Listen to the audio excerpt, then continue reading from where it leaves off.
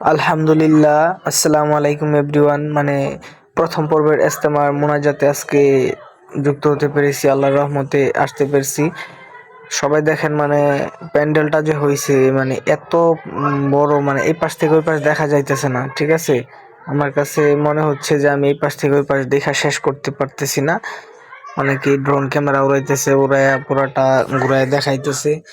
মানে এই আশেপাশে রাস্তাঘাট, এইদিকে টঙ্গী বিসিক থেকে শুরু করে স্টেশন রোড থেকে শুরু করে ওইদিকে আজিমপুর পর্যন্ত, আবার ওইদিকে তুরাগ নদী, আশুলিয়া, এইগুলা রাস্তা সবকিছু তো ব্লক হয়েছেই। এখানে কামারপাড়া আমাদের যে জায়গাটায় ইজতেমা হয়, পুরাটা জায়গা মানে বাড়িঘর সহ মানে পুরাটা জায়গা একবারে মানে ফিল আপ হয়ে গেছে, ঠিক আছে।